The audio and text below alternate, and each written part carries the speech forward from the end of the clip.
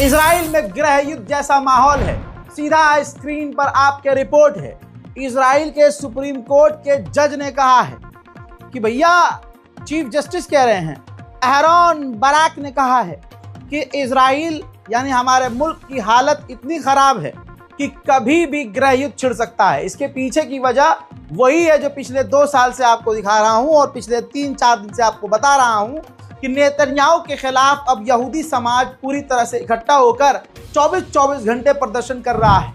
Israel के आम जनता को यह बात समझ में आ चुकी है कि नेतन्याहू अपनी पर्सनल फायदे के लिए और अमेरिका के फायदे के लिए इस जंग को बढ़ा रहा है और गज्जा पर हमला करके हमारे अपनों को ही खतरे में डाल रहा है।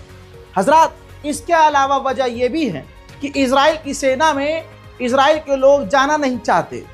दूसरी वजह यह भी है, दूसरी और तीसरी वजह, कि इस जंग की वजह से इजराइल की जो इमेज है वो खराब हो गई है। और वजह इसकी यह है कि इजराइल की जीडीपी कमज़ोर हो गई है, गिर गई है और रैंकिंग भी डाउन हुई है। जैसे टूरिज्म की रैंकिंग में यह बेहतरीन देश हुआ करता था, वो रैंकिंग डाउन हो गई है और इजराइल को मोटा नुकसान भी इस जंग से। आप लग रहा होगा, अरे यार भाई, नुकसान कैसे, वो तो जीत रहा है। नहीं, जो महंगे महंगे हथियार भाई देश के लोगों के टैक्स का पैसा जबरदस्ती हथियार खरीदने में खर्च कर रहा है और तो और जनता की सुन भी नहीं रहा और जो उसकी मान रहा है उसको वो सरकार में रख रहा है, बाकियों को निकाल रहा है। इन तमाम वजह के बाद अब सुप्रीम कोर्ट के जज ने कह दिया है गृह युद्ध कभी भी छिड़ सकता है। उधर इजिप्ट के सैन्य अधिकारी ने बिना नाम इजराइल के लिए बड़ा ऐलान किया। कहा कि हमारी फौज हर किसी सिचुएशन के लिए तैयार है, कैसी भी सिचुएशन हो हम उससे लड़ने के लिए तैयार हैं। मैंने आपसे कहा था ना कि ये अमेरिका, मैं खुद इस बात का गवाह हूं और आप भी गवाह हैं, जब अमेरिका और इजराइल गज्जा के खिलाफ कुछ बड़ा कदम उठाते हैं तो अमेरिका का स्पेशल एनवॉय या मिडिल ईस्ट सेंट्रम का कमांडर मोहम्मद बिन सलमान के पास चला जाता है। कुछ आपस में डील होती है, फिर मोहम्मद बिन सलमान अपने जिस्म में मौजूद तमाम छेद को बंद कर लेता है। फिर क्या होता है, गाजा फिलिस्तीन का नरसंहार होता है और अरब खामोश रहता है। ये लूप है, बार बार ऐसे ही हो रहा है। रिपोर्ट आपकी स्क्रीन पर। $100 मिलियन के हथियार अमेरिका ने सऊदी अरब को अप्रूव किए हैं।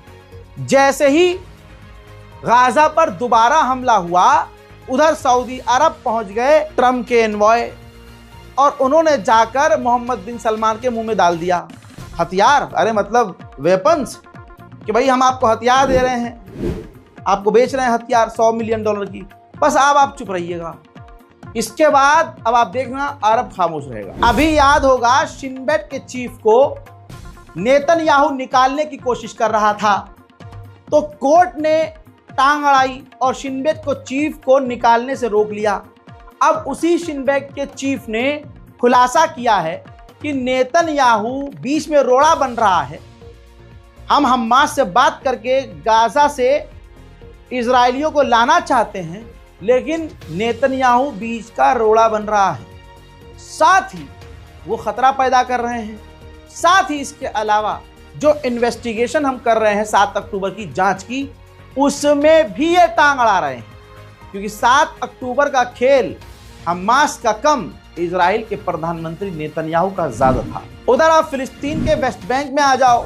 वेस्ट बैंक में बड़े बड़े बेहतरीन और खूबसूरत मकानों में रहने वाले फिलिस्तीनियों को डरा धमका कर इजराइल के सेटलर्स, इजराइल के फौजी उनसे उनका घर खाली करवा रहे हैं। देखिए,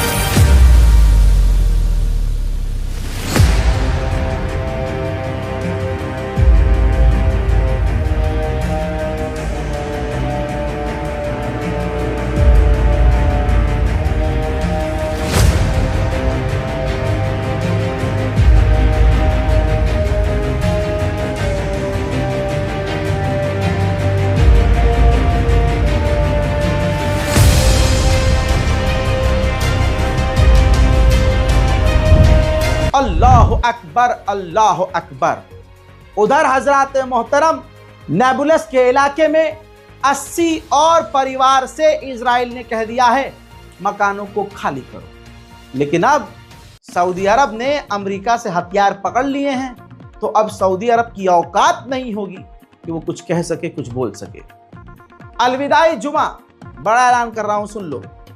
पूरी दुनिया में रमजान के महीने में जुम्मतुल विदा के अवसर पर पूरी दुनिया में बैतुल मुकद्दस के लिए आवाज उठाई जाती है और उस दिन को घोषित किया गया है, अलविदाई जुमे को घोषित किया गया है इंटरनेशनल कुड्स डे। भारत के मुसलमान जो बड़े तड़पते थे, चीखते थे, कहा हम फिलिस्तीन के लिए कुछ नहीं कर सकते, भाई हम फिलिस्तीन होते तो हम ये कर देते और वो कर देते। देखिए, इधर उधर के स्टेट का मुझे नहीं पता। अलविदाई जुमे को भारत की राजधानी नई दिल्ली में ऐवान गालिब में फिलिस्तीन के लिए कॉन्फ्रेंस है। सभी लोग आ सकते हैं, मैं वहां पहुंचूंगा।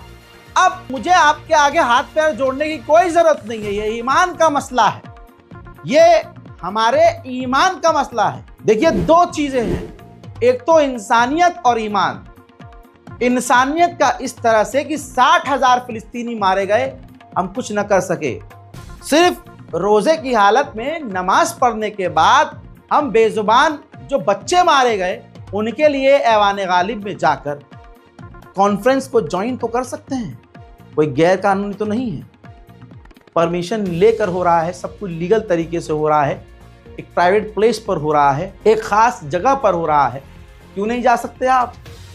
इसके बावजूद दूसरी तरफ देखिए, मुसलमानों का पहला किबला बैतुल मुकद्दस है, जिसे तोड़ने की तैयारी जारी है। मैं मानता हूं कि भारत के मुसलमान अपनी मस्जिद बचा नहीं सकते, लेकिन आवाज तो बुलंद कर सकते हैं। फिलिस्तीन के लिए, पहले किबले के लिए तो बोलो। ऐवान गालिब में 28 मार्च बरोज जुमा, अलविदाई जुमा, दोपहर 2:30 बजे भारत की राजधानी दिल्ली में मैं खुद ऐवान गालिब पहुंचूंगा, आप भी आइएगा। अगली खबर की तरफ आगे बढ़ते हैं। फिलिस्तीन के खिलाफ जहर उगलता हुआ इजरायली पत्रकार कह रहा है कि फिलिस्तीन की हर जनरेशन को नकबा से गुजरना होगा, उन्हें हमेशा याद दिलाते रहना होगा कि तुम कौन हो और हम, यानी नरसंहार हर जनरेशन को, फिलिस्तीन की हर जनरेशन को झेलना होगा। अलग से नहीं दिखा सकता हूं, यही सुअरों की सोच है। अब सुनिए गद्दारी की इंतहा। इजिप्ट के अंदर इजराइल ने इफ्तार पार्टी रखी और उस इफ्तार पार्टी में, जो इजिप्ट के अंदर इजरायली एम्बेसी है उसमें पार्टी रखी थी, और उस इफ्तार पार्टी में इजिप्ट के टॉप लेवल के अधिकारी मौजूद थे। उधर जनीन के अंदर 87 बिल्डिंग्स, फिलिस्तीनियों की अपार्टमेंट और घरों को तोड़ने की तैयारी इजराइल कर रहा है। उधर फिलिस्तीन के वेस्ट बैंक से लेकर गाजा में इस हेलीकॉप्टर का इस्तेमाल इजराइल कर रहा है और हेलीकॉप्टर से ही फायरिंग कर रहा है। यहूदियों के खिलाफ सालाना जो वो प्रोग्राम इजराइल करता है, उसमें आने से जर्मनी ने पहले खुद मना किया, भूल गए होंगे आप, मैं याद दिला दूं। फिर उसके बाद फ्रांस ने मना किया और अब बर्तानिया को जो सबसे बड़ा यहूदियों का रब भी है, उसने भी मना कर दिया। कह दिया कि भाई इस प्रोपेगेंडे वाले प्रोग्राम में हम नहीं आएंगे, क्योंकि इजराइल की गवर्नमेंट ने उसको भी बुलाया है, उन लोगों को भी बुलाया है जो के समर्थक थे। उधर दोस्तों, ताजा तरीन अपडेट के मुताबिक पता चला है एक बार फिर से सीरिया के ऊपर इजराइल ने बमबारी की है और आपका पसंदीदा शख्स सिर्फ जोलानी मुजरा कर रहा है। उधर गाजा के ऊपर देर रात का यह मंजर सामने आया है। गाजा के ऊपर इजराइल के एयरक्राफ्ट रात भर उड़ते हुए और हमला करते हुए नजर आए हैं। हजरात मोहतरम, इस रिपोर्ट में फिलहाल के लिए इतना ही। रिपोर्ट को शेयर कीजिए, दुआओं में याद रखिए। जय हिंद।